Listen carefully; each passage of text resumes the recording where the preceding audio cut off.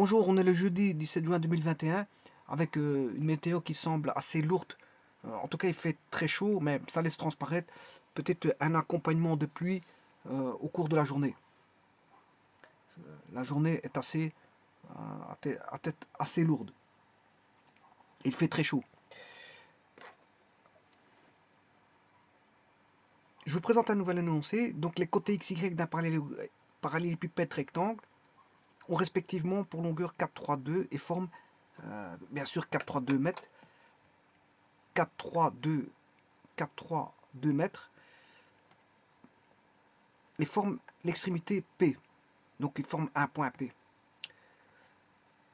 Alors pour l'instant, qu'est-ce que j'ai parlé? J'ai tout simplement parlé de géométrie. Hein. On est dans l'espace, on a un parallélépipède rectangle. Le parallélépipède rectangle est une figure de l'espace. Donc on connaît voilà, les longueurs. Donc on peut définir le parallélépipède rectangle. Sans plus. Seconde partie de l'énoncé. Si la diagonale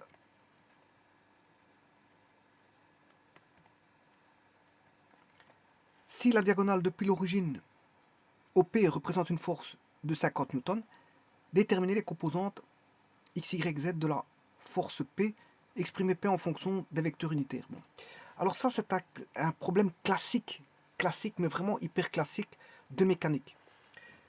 C'est-à-dire que quand vous traitez des vecteurs au niveau mathématique, c'est pas tout à fait la même chose qu'au niveau vectoriel, au niveau des forces, mais en mécanique. Alors je vais vous expliquer c'est quoi la différence entre les deux. C'est que généralement, les forces, vous voyez qu'elle fait 50 newtons. Ça veut dire qu'on bon, on doit avoir une composante en X qui est grande, une composante en Y qui est grande et une composante en Z qui est grande. Ce qui veut dire que le vecteur 4, 3, 2 est minime, est très petit par rapport aux composants du vecteur F. Donc ce qui veut dire qu'en mécanique, on a des grandes forces, en général 50 newtons, 100 newtons, 200 newtons, 1000 newtons, peu importe. Mais en tout cas, c'est très grand par rapport au vecteur de base, c'est JK. C'est très grand. Donc on a ce qu'on appelle un facteur d'échelle. Et en mathématiques, on n'a pas ce facteur d'échelle-là parce qu'on travaille directement. Les vecteurs, ce sont des vecteurs géométriques, de type géométrique. Par contre, la force est une force. Voilà. Mais il faut si vous voulez, la ramener à, une comparaison d'échelle géométrique. C'est-à-dire, vous allez voir qu'est-ce que ça veut dire tout ça. Dans mon traitement de la vidéo ici, c'est pour vous expliquer justement à quoi riment les forces et parler de composantes de force dans un repère spatial, comparativement en mathématiques. En mathématiques, bon, c'est pas la même chose que les forces. Déjà, la force, c'est une unité, c'est une grandeur physique. Voilà. La force, c'est une grandeur physique. Alors que en mathématiques, quand vous jouez, manipulez des vecteurs, ben, ce sont voilà, des grandeurs géométriques. Vous avez le vecteur, par exemple, OP. OP n'est pas en mathématiques, quand vous mettez OP, c'est pas ça, voilà, c'est un segment. Donc c'est une longueur, comme norme, c'est une longueur. Par contre, la norme ici, c'est une intensité de force qui est en newton. Donc vous voyez que déjà, vous manipulez des newtons.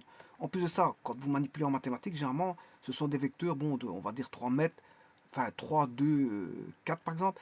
En, en mécanique, le problème c'est que vous allez avoir des grandes forces. Ici, vous faites déjà 50 newtons, ben, vous n'allez pas avoir 3, 2, 4 en projection sur x, y, z. Donc le problème, c'est un facteur d'échelle. Il y a un problème à régler de facteur d'échelle. Alors généralement, quand on représente les forces, on ne va pas le représenter grandeur nature, parce que ce serait très grand. Donc là, on va retomber sur justement un facteur de type géométrique. Un facteur de type géométrique. Donc il y aura, si vous voulez, une homothétie qui va se faire entre le vecteur OP et F. Alors, OP est représentable hein, assez facilement, je vais le faire tout de suite au niveau géométrique, mais F est beaucoup plus grand. On aura vraiment un plus grand parallélépipède rectangle, on sortira du cadre, voilà, il faudra d'une feuille, si vous voulez dessiner sur une feuille, si vous ne mettez pas l'échelle, et l'échelle, c'est OP, c'est le vecteur OP. Voilà, le vecteur OP va représenter à l'échelle le vecteur F. Alors que F est une force en newton. Et OP est un facteur d'échelle. OP est un facteur d'échelle. Donc, qu'est-ce qu'on va faire? On va faire ce qu'on appelle l'homothétie. Et l'homothétie conserve les angles. Elle va conserver les angles, l'homothétie. Donc, bon, au niveau des angles, c'est pas. Si on a alpha, bêta, gamma par rapport à JK du vecteur OP, on aura alpha, bêta, gamma par rapport à IJ, par rapport à IJK, par rapport au vecteur F. Et c'est pas ça qui va changer. Voilà, l'homothétie, c'est un facteur d'homothétie. C'est un facteur K. Un facteur d'homothétie que je vais appeler alpha, θ. Je peux l'appeler, je sais pas comment est-ce que je peux l'appeler. Un facteur K. C'est un facteur K. Donc ce qui veut dire qu'on a réduit la force F à quelque chose de représentable plus facilement, voilà, dans une zone, une feuille, pour représenter à l'échelle sur une feuille. Alors, je vais mettre 4.3.2 sur GeoGebra. Alors, la première des choses à faire sur GeoGebra, c'est d'aller chercher graphique 3D.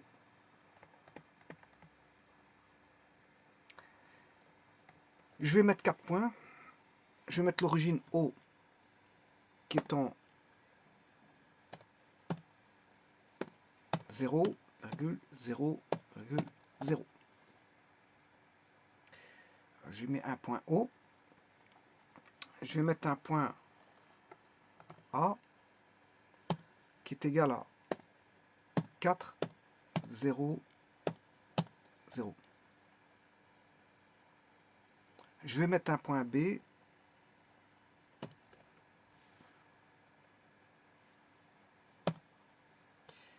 L'axe rouge, c'est l'axe des X. Vous le voyez tout de suite. J'ai mis un point sur X. Alors, l'axe... je vais aller chercher un point B.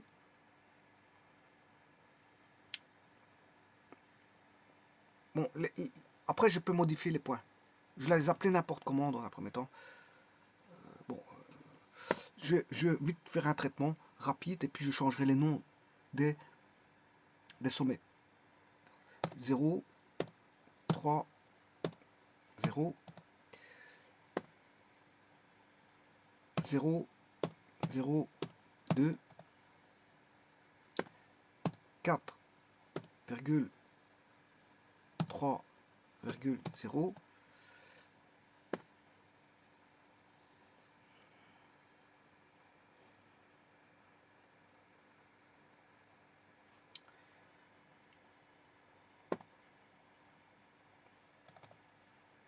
4, 0, 2,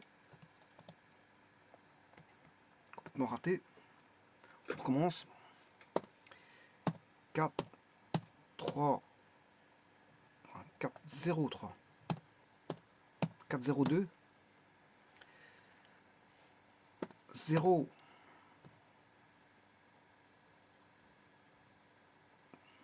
alors 4, 3 je l'ai déjà, 3, 2, 0, 3 je l'ai, et il en manque 0, 0, 0, je l'ai mis, 1, 2, 3, 4, 5, 6, 7, et il manque le dernier sommet, parce qu'on a 8 sommets.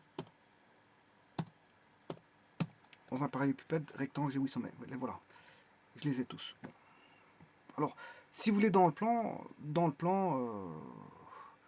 bon, je vais dessiner, il a mis les points dans le plan, hein. Là, il a mis, ça c'est dans le plan. Mais le plan va pas m'intéresser, je vous le dis tout de suite, je veux avoir une représentation spatiale. Alors, je vais dessiner un prisme. Je mets dans l'espace B.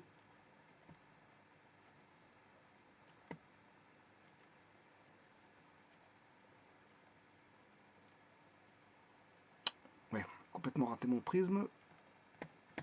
On va recommencer ça. Ce point-là, ce point-là, ce point-là, ce point-là, ce point-là.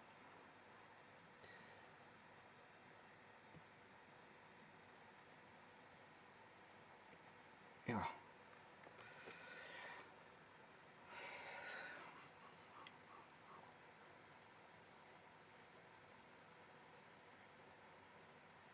Voilà, ça c'est le prisme.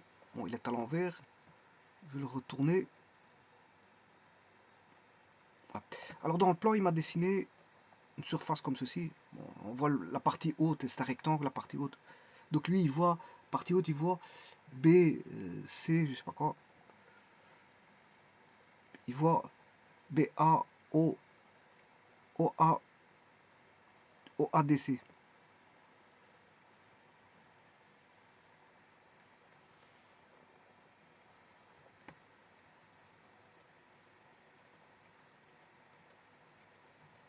A, H, B, O. Ah, non, ça c'est la partie basse. Partie basse.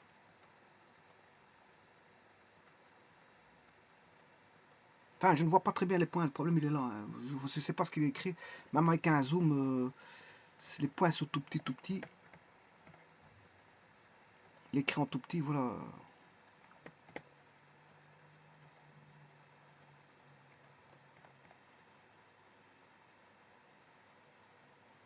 Voilà, on les voit un peu mieux comme ceci. Voilà, partie haute, c'est C, E. Je sais pas pourquoi il y a deux points là. En fait, il m'a mis une surface.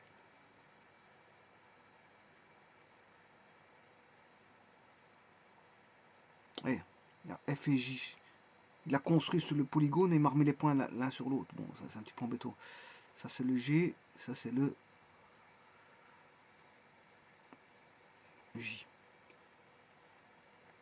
Voilà, le A il est là. A, H, enfin ça c'est D, ça c'est B, F c'est J, C, E, et puis il y a le point E, O qui est derrière. Voilà, il faudrait que je tourne.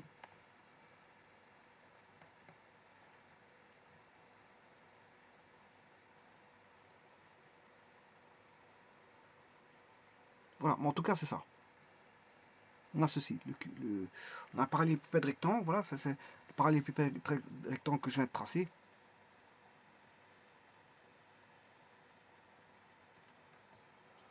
Alors, je vais dessiner la diagonale OP. Alors, l'extrémité P, c'est le point qui est là. Il y a un point là. Alors,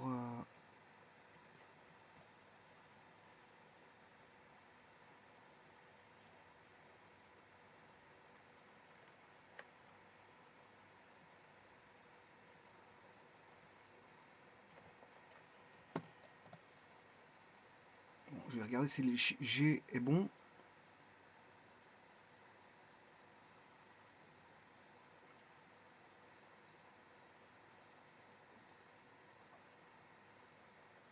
Enfin, c'est pas grave, c'est pas grave. Alors maintenant, je vais dessiner le vecteur OP.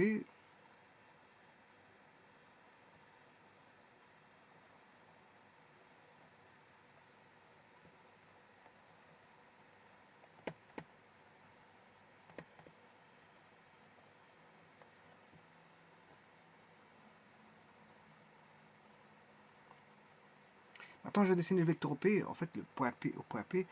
Voilà, je vais le faire tout de suite. Donc, c'est 0. Je pars de l'origine.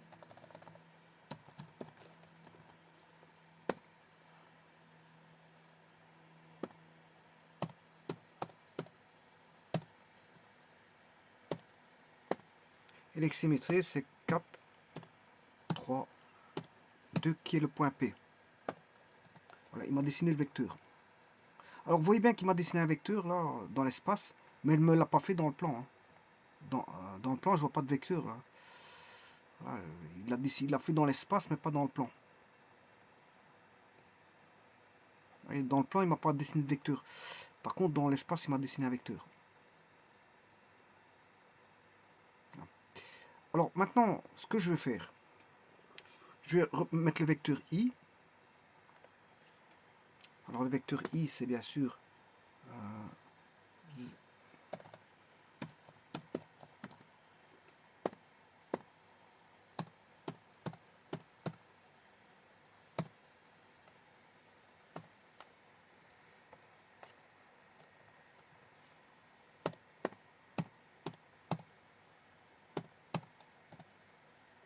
voilà le vecteur I.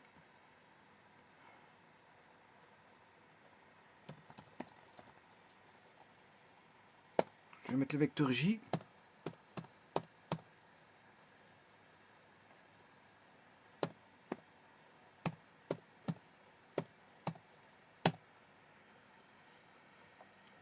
Et je vais mettre le vecteur K. Il appelle ça VW. Bon, je laisse les dénominations là. Bon, ça me dérange pas.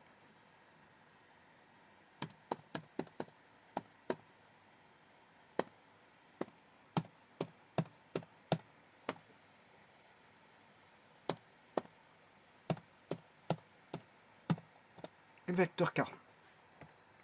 On a les 3 vecteurs. Alors, je vais en profiter pour aller mettre un vecteur unitaire.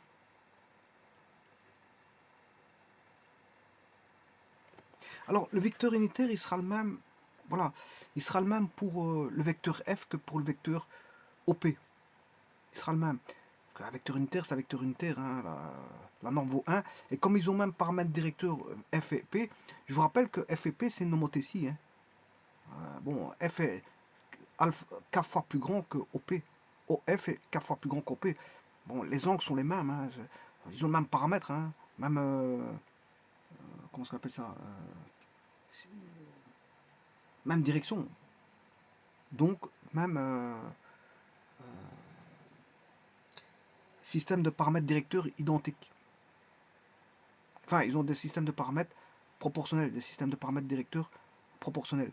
Et dont un vecteur unitaire commun. Qui est le cosinus directeur. Le cosinus directeur est un vecteur unitaire ayant un certain paramètre directeur ayant la direction d'ici de OP et du vecteur F.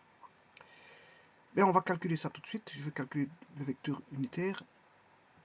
Alors, je vais arrêter de tourner. Parce que ça prend de la mémoire quand il tourne. Et après, il risque de bloquer à un moment donné.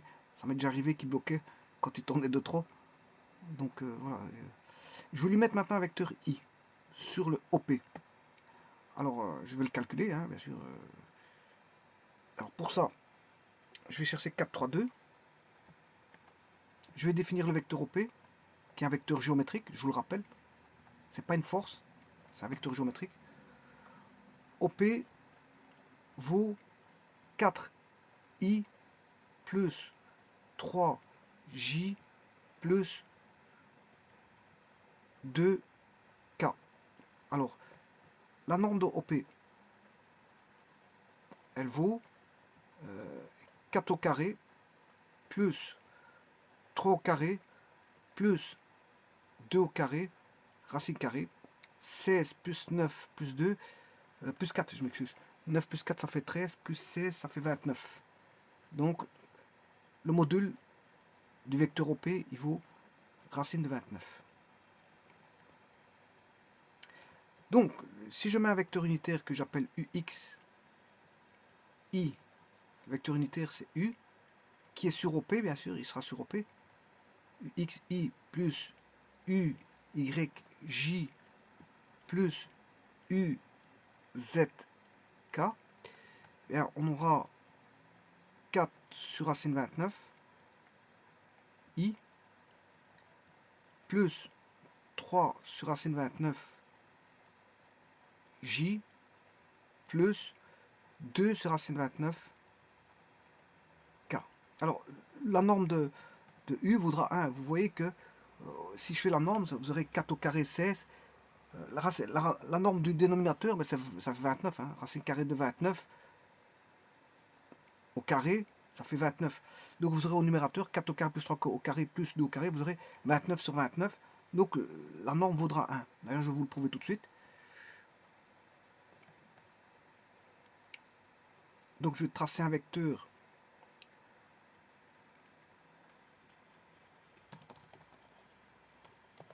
bien sûr qui va démarrer à l'origine. 0,0,0,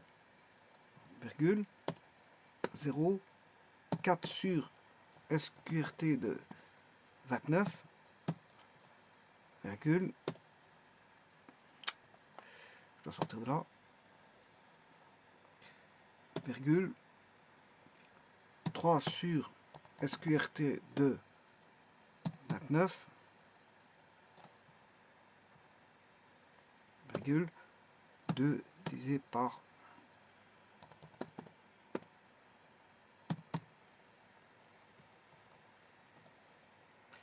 Alors, alors maintenant, regardez bien que la norme vaut bien 1. J'ai pas besoin de faire la racine carrée ici, parce que si ça vaut 1, racine de 1, ça fait 1. Donc normalement, la norme, il faut une racine carrée. Mais bon, comme je vais trouver 1, racine carrée de 1, ça fait 1. Il suffit juste que je mette au carré. 0,74 au carré plus 0,56 au carré plus 0,37 au carré vaut 1. Voilà, donc j'ai bien mis, et il est là. On voit, si on, voilà, il est tout petit là-bas. Je vais faire un zoom. Ah, maintenant, je peux accéder. Je sais pas si je peux accéder à ce vecteur.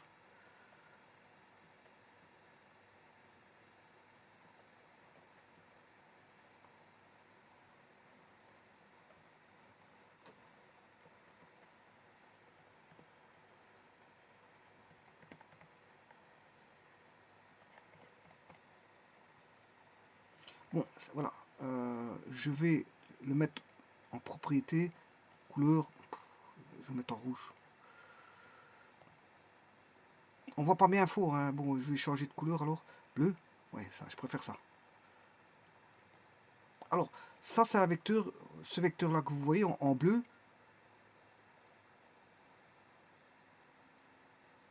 Bon, je vais en profiter pour prendre l'autre là-bas. Celui-là, là, je vais le mettre en rouge.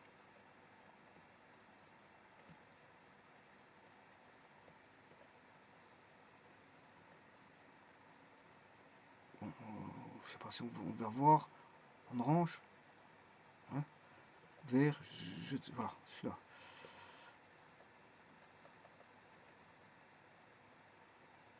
Voilà, au P, il est je l'ai mis en vert. Et on voit les trois vecteurs de base unitaires. Et le troisième vecteur unitaire. Voilà. Et alors, ce qui relie les vecteurs de base et le vecteur unitaire U, ou si vous voulez OP, ou si vous voulez F, parce que F sera collinaire à OP et sera collinaire à U. U est un vecteur unitaire de OP et de F. Hein. Attention que vous allez voir qu'il y a un facteur d'échelle. Vous allez voir que quand je ferai le calcul, ben, le vecteur unitaire de l'un est le vecteur unitaire de l'autre. Hein. Il n'y a pas 36 000 vecteurs unitaires dans la direction de comment on appelle ça, de OP. Hein. On n'a pas 36 000, c'est celui-là le vecteur unitaire. Voilà. Quel cosinus directeur d'ailleurs.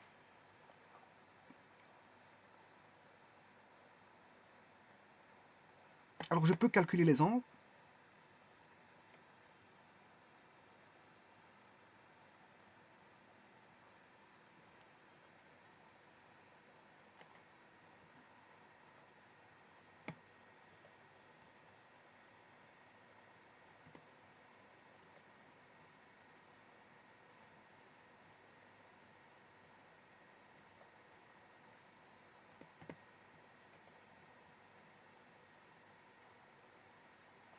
Tout, il faut que je reprenne.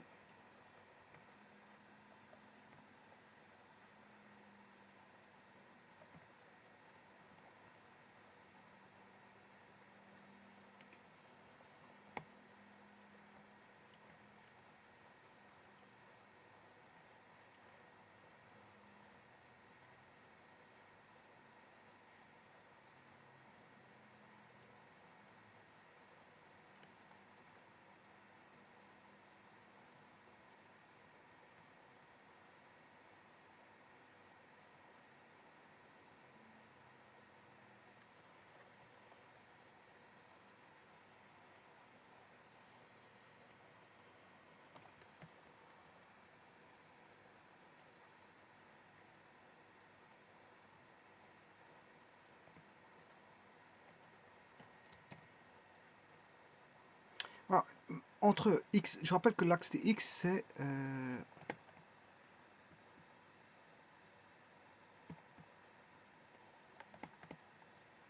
l'accent rouge. L'axe Y, c'est l'accent vert. Et l'accent bleu, c'est l'axe Z. Donc, entre l'axe X et le vecteur OP, existe un angle alpha. Entre Y, qui est l'accent vert, et l'axe et OP, existe un angle bêta. Et bien sûr, entre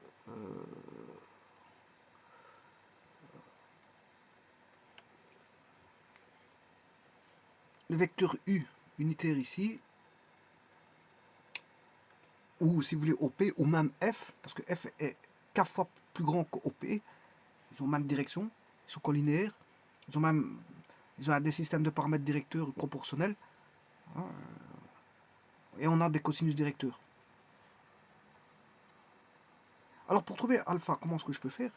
Alpha c'est un triangle rectangle, hein. Je peux dessiner un triangle rectangle comme ceci, oui. Et là, je peux avoir, si vous voulez, ici c'est l'origine, hein. J'ai l'origine, là j'ai le point P, là j'aurais, je sais pas comment est-ce que je peux appeler, je vais dénommer ce point là A, ben, OAP fait un triangle rectangle. Donc connaissant OA et la norme, si vous voulez, de OP, c'est la trigonométrie, je peux trouver le alpha. C'est ce que je vais faire tout de suite. Donc, je peux dire que OA c'est la composante en X de P, donc c'est P de X.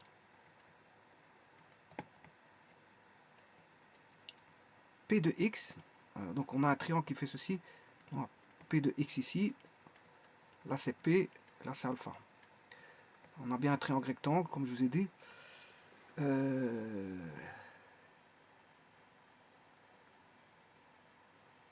Donc c'est P de X sur P, c'est côté, non c'est P de X, côté adjacent sur l'hypoténuse, ça c'est le cosinus alpha. Voilà, c'est le cosinus alpha.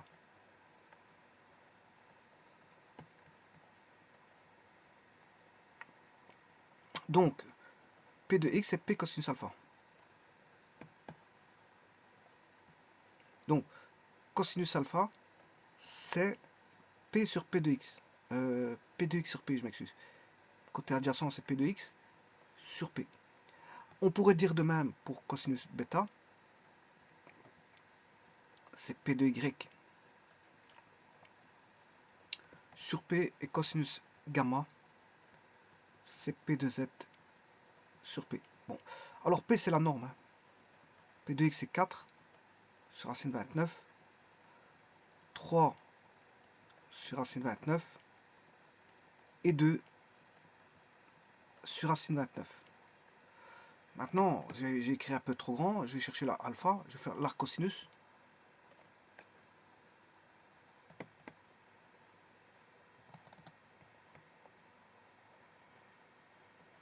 Je vais chercher alpha, c'est arc cosinus de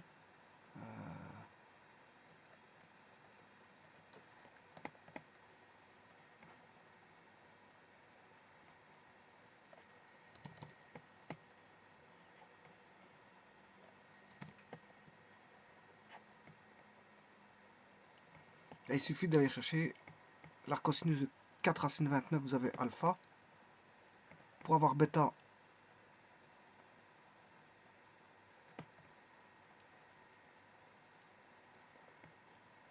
pour gamma,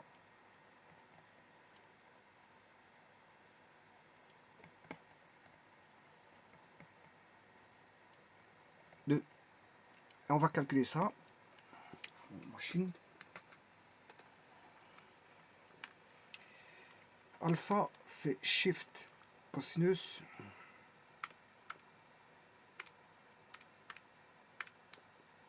42,03. Alpha égale 42,03 degrés. Bêta, arc cosinus, shift cosinus de 3, shift cosinus de 3,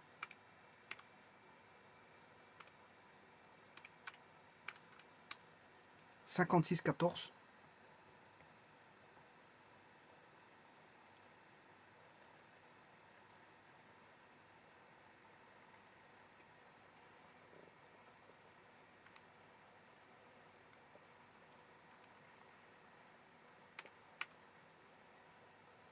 Racine de 29.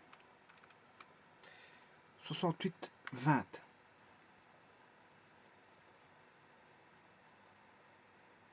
Bon, je vais chercher ces angles par GeoGebra.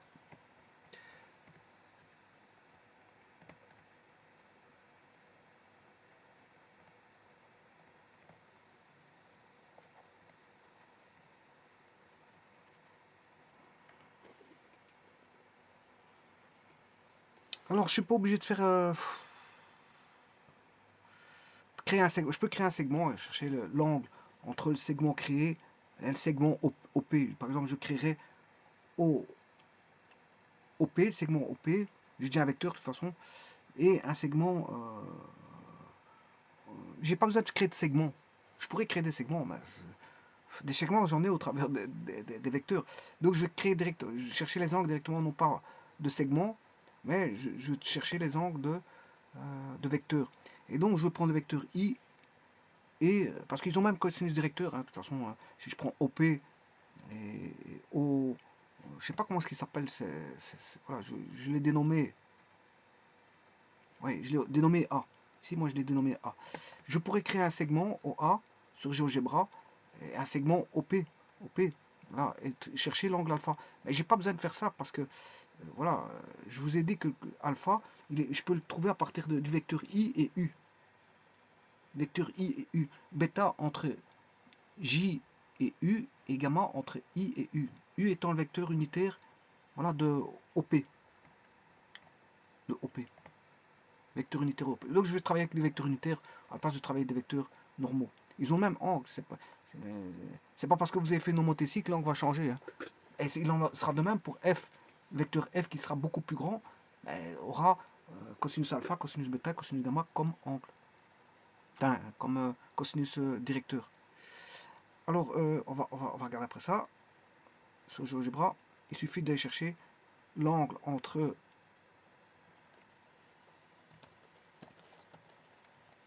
le vecteur U et le vecteur C. Ici, il s'appelle...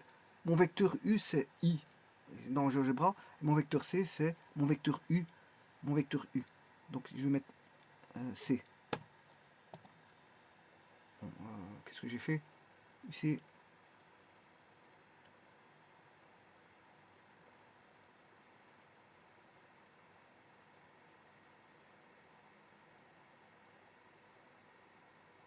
C'est V, je m'excuse, c'est V. C'est V. C'est V. Angle.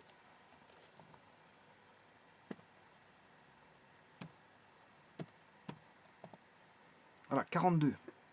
42. Maintenant, je vais chercher le... C'est bien 42, hein, je vais vous montrer par après. J'avais trouvé 42 degrés. Le alpha, c'est 42 degrés. Je vais chercher maintenant... bon, ça, je vais l'effacer. Bon, je vais effacer tous les deux parce qu'il était mettre bêta. Mais enfin, c'est pas grave. C'est pas les lettres. Sur GeoGebra, c'est d'autres lettres. C'est pas un problème. Bon, je vais recommencer. Angle... V... C... Voilà, c'est alpha. Alpha 42. Maintenant, le Y, c'est W. Donc, angle WC, 56. Et enfin, le dernier qui est K, qui est B, angle BC. Voilà, 68. Vous avez les trois angles. 42, 56, 68. 42, 56, 68. C'est les trois angles. Bon, maintenant que ceci est fait, intéressons-nous au vecteur F.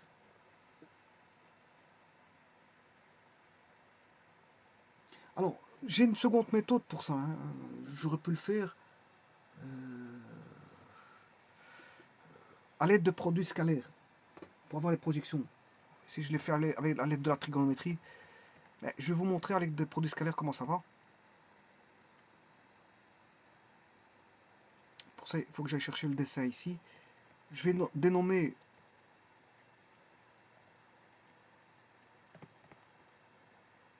ça, c'est OA. C'est le vecteur OA. Et ça, c'est le vecteur OP. On est d'accord. Donc, pour avoir la projection de OP sur OA, il suffit juste de faire le produit scalaire. Donc, ce qui veut dire que j'aurai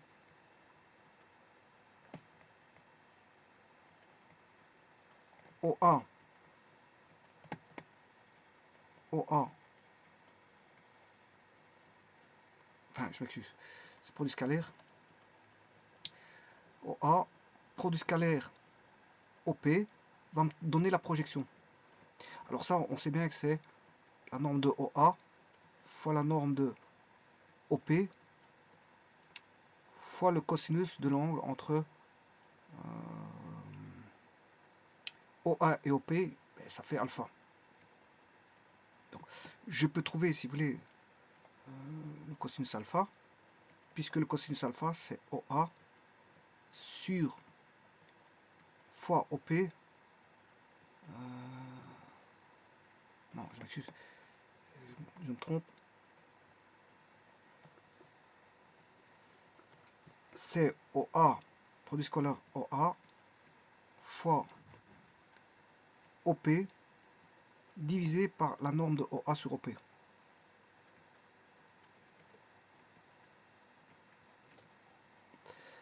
Alors, OA, ben, OA c'est 3, non 4. En X, si on avait 4, c'est 4i. 4i et OP c'est 4i plus 3j plus 2k.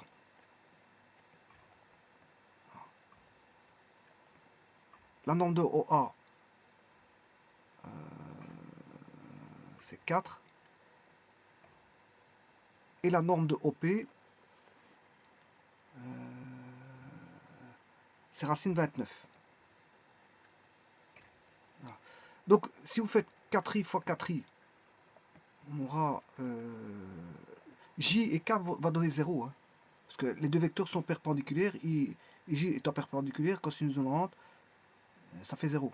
Donc, I fois J et I fois K fera 0. On aura 16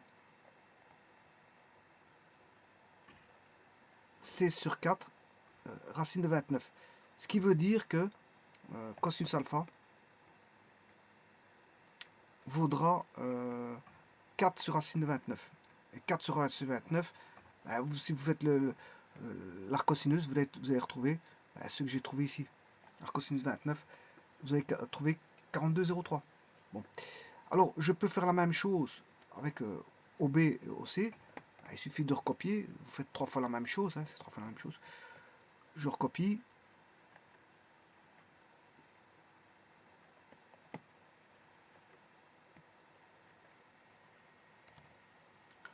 Bon, à ce moment-là, je vais chercher OB. OB, j'institue que OB, c'est... bon, il faudra cosinus bêta. Donc, c'est entre Y. Donc, OB, ça va être le point qui est là-bas. OB, c'est le point qui est sur l'axe des Y. C'est un sommet du parallélépipède qui est sur Y. OB. Donc, et OP est toujours le même. Donc, je peux trouver par les produits scalaires l'angle bêta. Alors, je fais la même chose. Je vais rechercher. Il suffit de juste d'adapter. Je n'ai plus OA, mais c'est OB. Voilà, c'est OB. OB fois OP. Je réadapte ici. C'est OB.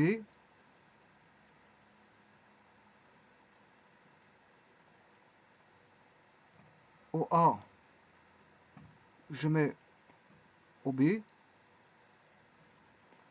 La norme de OA, c'est la norme de OB qui est prise ici en compte. Donc, la norme de le vecteur OB, le vecteur OB fait 3J.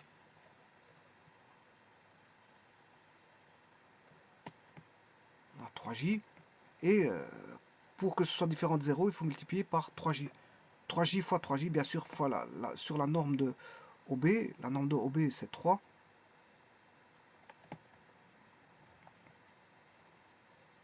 « 3J fois 3J, ce qui fait 9. Alors J fois J, ça fait 1. Nombre de j, ça fait 1. L'autre nombre de j, ça fait 1. 1 fois 1, ça fait 1. Mais il y a le cosinus entre j et j qui vaut cosinus de 0. Cosinus de 0, ça fait 1. Donc on aura 3 fois 3, 9 sur... Euh,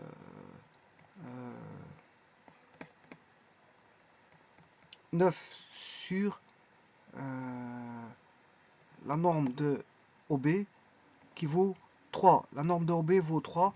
9 divisé par 3, ce qui fait 3 sur racine de 29. On aura 3 sur racine de 29.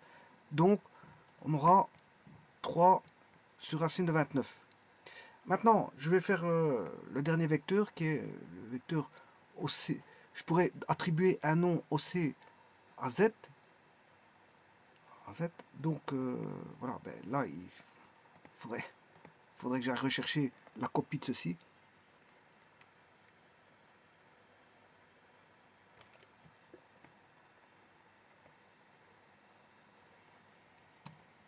Voilà. Et là, je dirais que j'aurai un OC ici, en lieu et place de F. Là, je vais mettre un C là. Donc, en faisant le produit scalaire du vecteur O, OC, non, c'est plutôt ça. Oui, il est déjà C. Donc, j'ai fait OA. OA. Le A était là. OB. Voilà. Et maintenant, OC, il est là. Voilà. OC est là. Alors maintenant, ben, il suffit de faire le produit scalaire. Oui, et si vous cherchez le produit scalaire de... Enfin, l'arcosinus de 3 racines 29, 3 racines 29, vous aurez 56 degrés. Et l'autre, vous comprendrez qu'on aura 2 racines 29. Je vais aller jusqu'au fond des choses, il n'y a pas de problème. Je vais juste faire une copie de cette page et inscrire OC et réadapter le tout.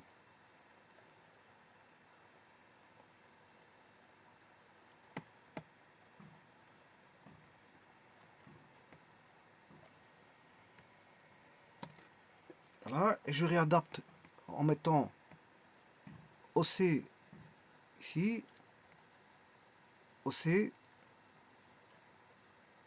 OC, OC, ici ce sera OC, et là, la norme de OC, bien sûr, on n'aura plus 9, ni 3, et on adapte. Donc, on met OC fois OP, OC fois OP, OC fois OP, norme de OC fois OP. Bon, OC, c'est 2K, sa norme vaut 2, donc on aura 2 fois 2, ce qui fait 4, parce que c'est 2K fois 2K, il n'y a que ça qui peut être multipliable, parce que les deux autres vont donner 0, ça fait 4K, 4, je m'excuse, parce que c'est un produit scalaire, non un produit vectoriel, 4, sur la norme de OC, qui fait 2, 4 divisé par 2, et eh bien c'est ce que je vous disais, on obtient 2 racines 29, et 2 racines 29 n'est rien d'autre que son cosinus, enfin son arc cosinus va donner un angle de 50, je sais plus combien,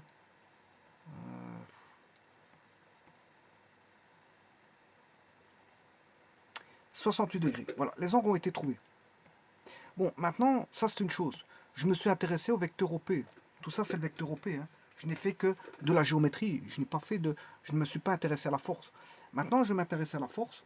Alors, comment trouver cette force-là? Cette force, bon, connaissant maintenant, si vous voulez, connaissant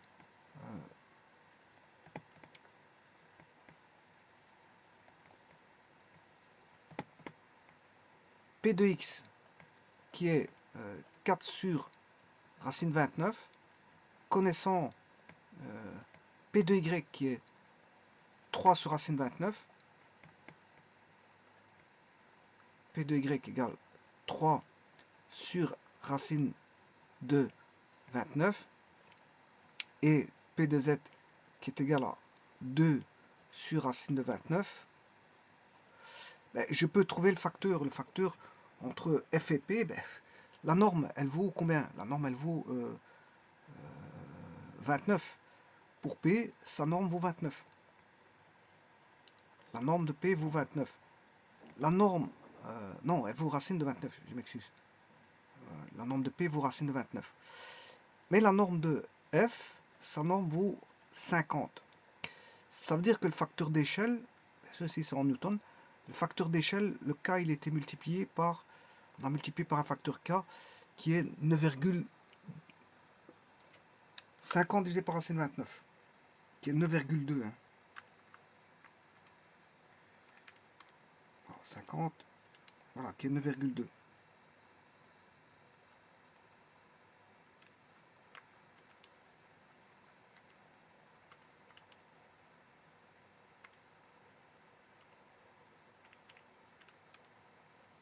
Si vous voulez avec plus de précision, c'est 9,28 476 tralali tralala. Voilà, donc le facteur d'échelle, je vais mettre 9,28. Voilà, c'est le facteur d'échelle.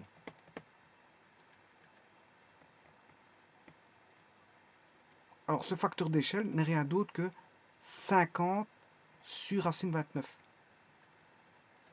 C'est le facteur d'échelle. Voilà. Donc ce qui veut dire que je peux trouver facilement f de x, f de y, f de z, puisque je connais p de x, p de y, p de z. Alors je vais faire un peu de place.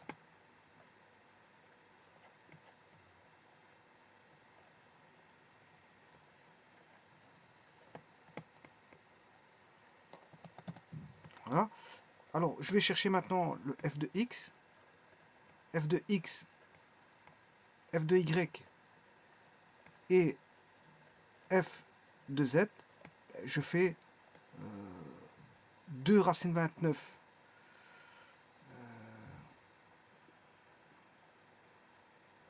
2 racine 29 fois le facteur d'échelle qui est fois 50 racine 29.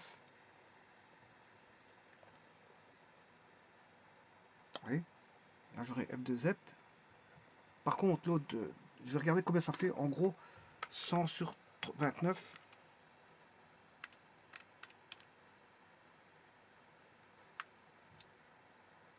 3, c'est pas.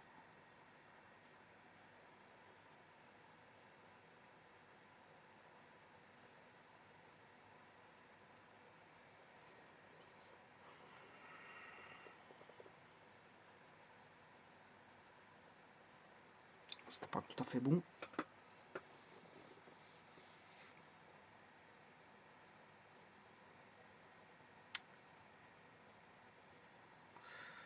« 9,2850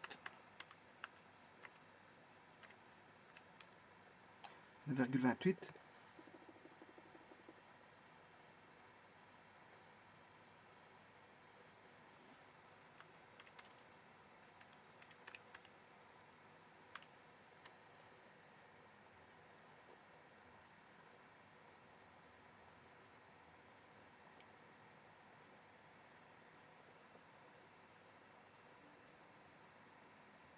Bon, je vais essayer de le trouver autrement et puis je vais regarder de cette manière-là.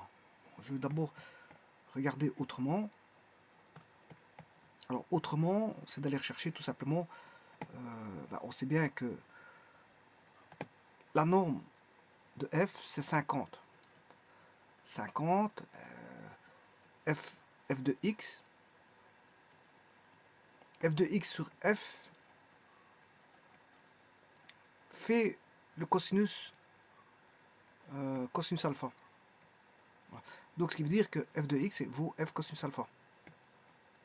Bon, et je vais chercher les composantes comme ceci dans un premier temps. Et puis je vais regarder le facteur d'agrandissement. Alors f, la norme fait 50. F de x, je peux trouver f de x. C'est 50 fois le cosinus alpha. Mais le cosinus alpha, je l'ai déjà trouvé. Hein. Bon, j'ai pas besoin de rechercher. Cosinus alpha.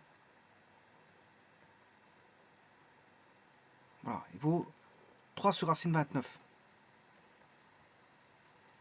Donc c'est 3 sur racine 29. Oui, ça y est, je vois l'erreur où ce que je l'ai faite. Le f de y vaudra 50. Attention que x, c'est pas 4 en x. Ça m'étonnerait que ce soit 4. C'était pas 3 en x. Qu'est-ce qui s'est passé là?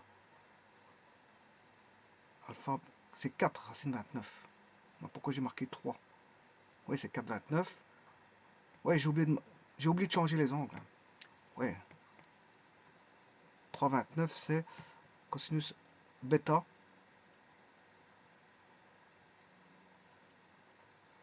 Bêta. Et maintenant, je vais faire le gamma parce que j'ai probablement aussi oublié le gamma. Ouais, c'est bien ce que je disais. J'ai oublié le gamma.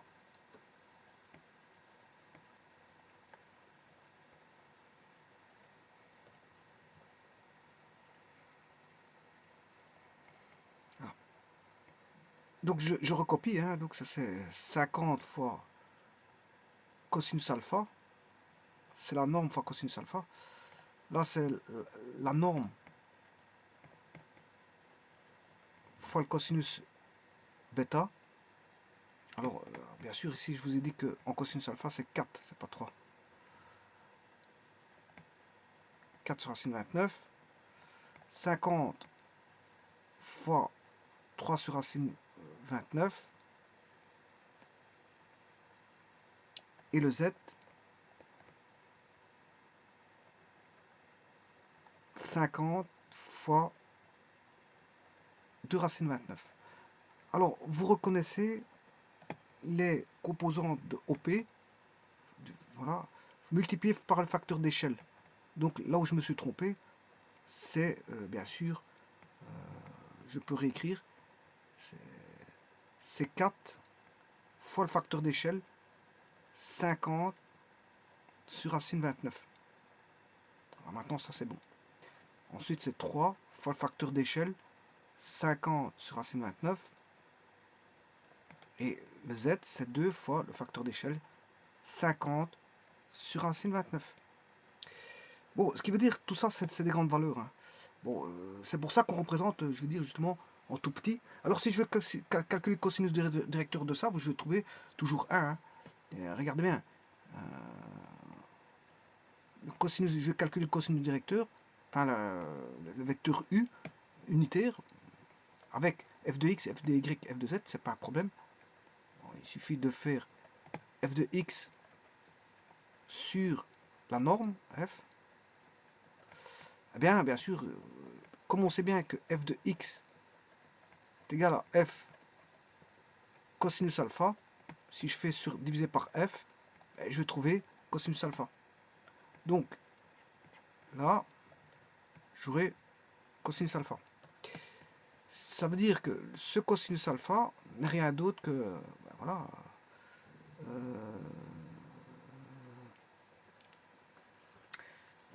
combien c'est 4 sur f de, je sais plus combien ça valait, 54 racine 29, 54 racine 29, 50 sur racine 29, divisé par le module, racine 20, par 50, c'est le module de f, et on a 4 racine 29, et vous allez retomber sur le vecteur unitaire. Hein. Donc, ça c'est U1, UX si vous voulez, UY, et vous faites UZ, et vous allez vous retrouver votre fameux vecteur U, vecteur unitaire, f de y sur f de z sur f, puisque vous allez retrouver cosinus alpha, cosinus bêta, cosinus gamma. C'est-à-dire, vous allez retrouver, si vous faites les calculs, vous allez retrouver 3 racine 29 voilà, et 2 racine 29. Bon, les calculs sont les mêmes. Hein. Vous faites, voilà, ici ça va être 3 fois 50 facteur d'échelle, racine 29, divisé par la norme 50. Voilà. Et puis l'autre, ce sera 2 fois le facteur d'échelle, 50 racine de 29, divisé par 50. Voilà, vous allez avoir 2 racines 29. Ce qui veut dire que vous allez retrouver les vecteurs de base. Donc je vous avais dit tout à l'heure, il n'y a qu'un seul vecteur unitaire. Voilà, qui a la direction de OP et qui a la direction de F. Alors, quelle est la différence entre F et OP? OP, c'est un vecteur géométrique tout petit, alors que le vecteur F, c'est 50 newtons, c'est immense. Donc on réduit à l'échelle, c'est pour ça qu'il y a un facteur d'échelle. Alors je vais vous le dessiner sans aucun problème, et vous allez voir que on va réduire le vecteur F à un parallélépipède que voici. Alors maintenant, il faut que j'aille chercher, bien sûr, les valeurs de F en x, y, z. C'est 4 fois le facteur d'échelle, 3 fois le facteur d'échelle, 2 fois le facteur d'échelle. Alors je vais aller faire ça tout de suite. Alors je vais mettre un point qui est 4 fois le facteur d'échelle. Bon, je vais mettre 9,2, hein, on ne va pas chicaner. Je vais même mettre 9. Voilà. 0, 0, voilà, 36. Ensuite, ça c'est pour le 4. Puis je mets 0. En y, c'est 3 fois le facteur d'échelle. Le facteur d'échelle, c'est 9, j'ai dit. 9,2, mais je laisse tomber le 2. 9 fois 3. Je vais mettre 27, bien sûr. 0. Voilà. Ensuite, je vais mettre le troisième facteur d'échelle. 0, 0, 2. 2 fois, enfin, la dernière cote, la dernière valeur qui est 2 fois 9, 18. Voilà. Alors, bien sûr, je vais dessiner les points. Je vais mettre les points. Je vais mettre tous les points possibles, imaginables. Bon, tout d'abord, je vais mettre 0, 0, 0. Ben, il y est déjà, mais je le mets quand même. Je dois avoir 8 sommets. 0, 0, 0. J'en ai 4 ici. G, K, L, M, c'est 4 points. On va mettre...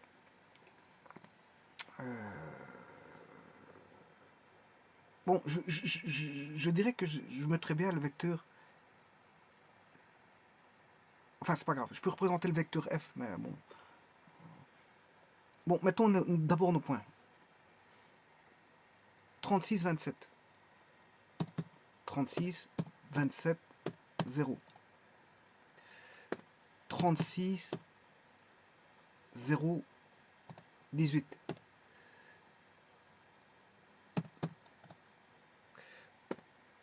0, 36, 18. Je sais pas combien est-ce que j'en ai. Normalement, ça devrait me suffire pour dessiner le 1, 2, 3, 4, 5, 6, 7. Il m'en manque un, je sais pas c'est lequel. 36, 18, je l'ai mis. 36, 18, je l'ai mis. Il n'y a pas de 36, 18 là. C'est 27. Déjà ici, il y a une erreur. C'est 27. 36, 27. Bon, le 27, il y a le 36. 27, 18. 27, 0, 0. Les 3 fois, c'est bon. 36, 27, 36, 18 et 36, 0, 0. Il est bon. Ouais, mais c'est parce que peut-être le 8e point, il est là.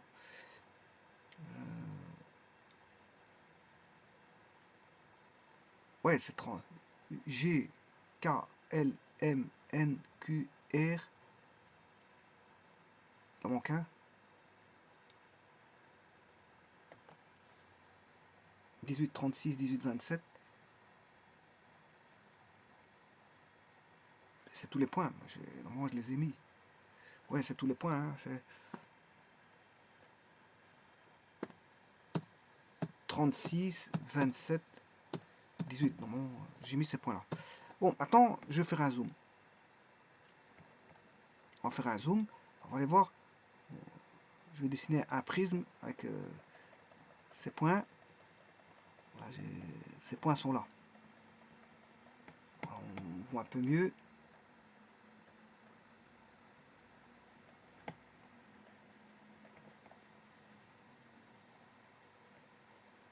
Alors, il faut que je m'accroche, je sache m'accrocher au 0, 0, 0.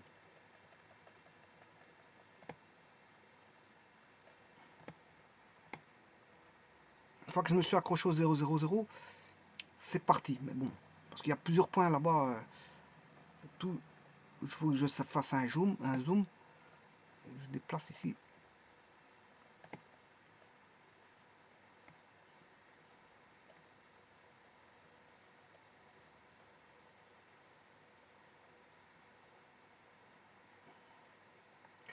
on voit plus rien. Il faut que je puisse déplacer correctement, c'est surtout ça.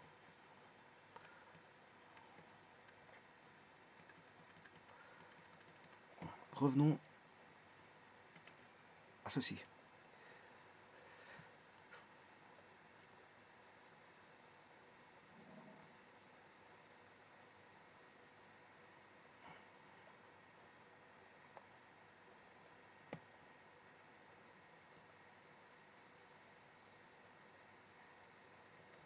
Bon, je m'accroche au 0,0. Et là, on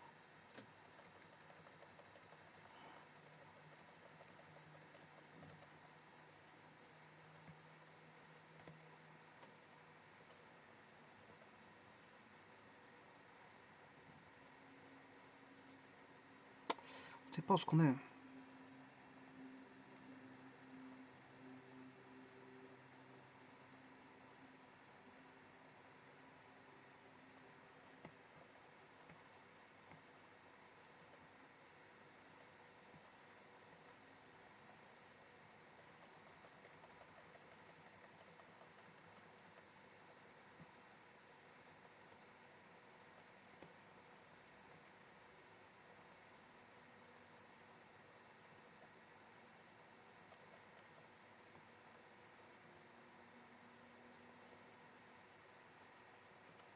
Et voilà.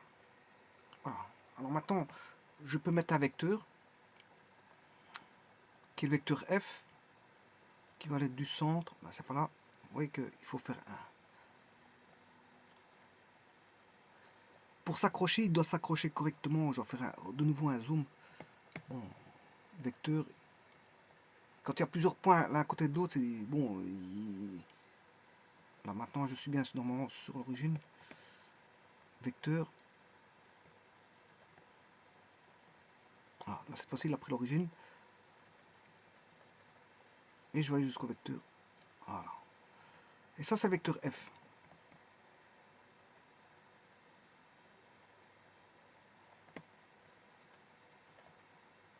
Alors, vous voyez, ça, c'est le vecteur F. On le voit en grand, là, c'est le vecteur F. À ne pas confondre, si je fais un zoom, avec le vecteur OP. Voilà, le vecteur OP, il est là. Pas confondre les deux. Donc, vous voyez bien que c'est une réduction de facteur d'échelle. Le vecteur F est beaucoup plus grand, il fait 50 newtons, et OP est beaucoup plus petit. Donc, c'est pour ça que, bon, on traite en mécanique, on réduit tout le dessin à quelque chose de plus petit, mais le calcul, il faut tenir compte voilà, du 50 newtons. Hein. De tenir compte du 50 newtons. Alors maintenant, les vecteurs directeurs ils sont les mêmes pour OP et le vecteur F. Voilà. Et il est le même pour le vecteur unitaire voilà, de OP et de F, parce qu'il n'y a qu'un seul vecteur unitaire qui est. Voilà, il n'y a qu'un seul vecteur unitaire, hein, pas 36 000. Donc vous voyez que mathématiquement et mécaniquement, c'est pas tout à fait la même chose. Ce qu'on traite en mathématiques et en mécanique. En mécanique, on traite des vecteurs force, et donc fatalement qu'il faut réduire à une géométrie beaucoup plus petite. Donc fatalement, on retombe sur un vecteur mathématique de longueur. OP n'est pas un vecteur. Hein. Ou on pourrait dire, si vous voulez, si c'est un vecteur de réduction mis à l'échelle. Mais voilà, moi je pense plutôt que c'est un vecteur voilà, géométrique. Hein. OP est un vecteur géométrique. Et F est un vecteur, voilà, le vrai vecteur c'est F, il fait 50 newtons. OP, il n'y a pas, voilà, OP c'est quoi? C'est une réduction d'échelle, hein, pour pouvoir le mettre dans une échelle beaucoup plus petite. Dessiner ça avec une échelle de 30, aller dessiner ça sur une feuille de papier, 30 cm, bon, c'est un petit peu embêtant. Donc voilà, ça c'est pourquoi on traite voilà, avec des composantes beaucoup plus petites. Voilà, je refais mon zoom dans la direction du vecteur ici, voilà. Et vous voyez le second parallélépipède où il est. Voilà, il est là, il est là-bas. Et donc on va retomber sur OP. Il a la même direction que F. Et puis on retombe sur le vecteur unitaire, voilà, qui est en vert. Là, ben, on voit tout petit, tout petit. Voilà.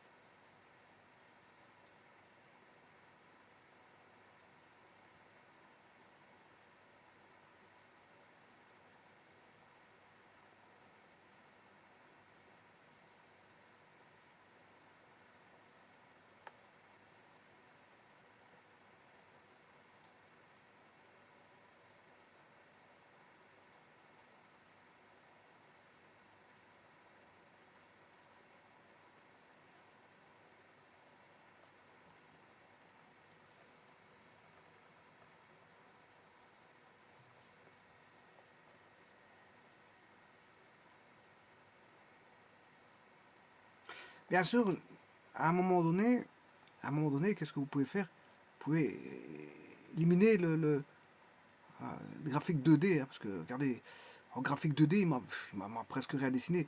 Donc ça vous pouvez l'effacer, hein, à un moment donné, vous pouvez effacer.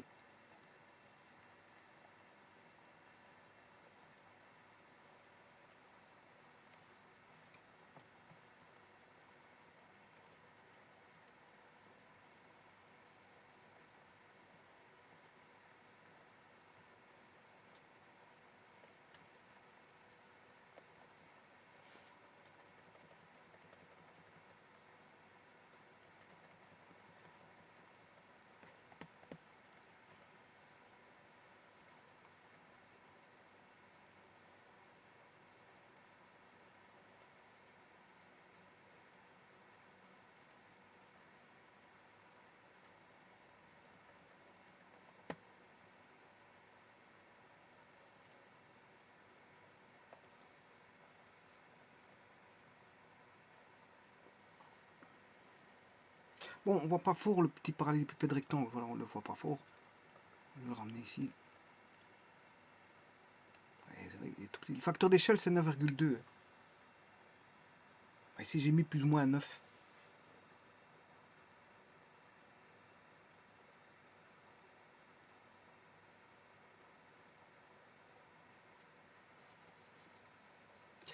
Je vous remercie.